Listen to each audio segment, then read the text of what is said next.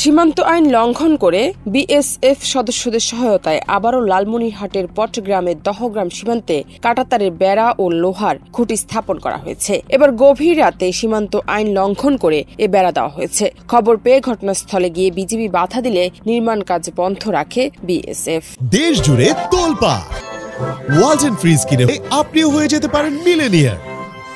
BGB ও স্থানীয়রা জানায়, ভারত বাংলাদেশ সীমান্তের প্রধান ডিএএমপি পিলার ২ নম্বরে ৩ থেকে ৮ নম্বর উপপিলার দহগ্রাম কলোনিপাড়া সীমান্ত এলাকার গত শুক্রবার গভীর রাতে ভারতের পশ্চিমবঙ্গের বিএসএফ এর ৬ ব্যাটালিয়নের অরুণ ক্যাম্পের বিএসএফ সদস্যদের সহায়তায় ভারতের শূন্য রেখার মাত্র ৩ থেকে ৫ গজ বাদ দিয়ে অবৈধভাবে কাঁটাতারের বেড়া ও লোহার খুঁটি নির্মাণ করা হয়।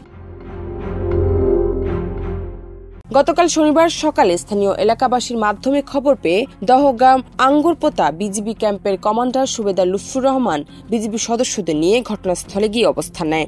এ সময় নির্মাণ কাজ বন্ধ রেখে অনেক সংখ্যক বিএসএফ সদস্য কাঁটাতারের বেড়ার পাশে অবস্থান নেয়। এতে চরম উত্তেজনা দেখা যায়।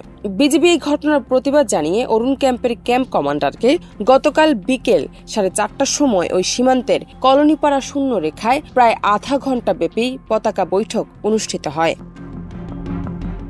জান্নাত নিপু, দেশ রূপান্তর।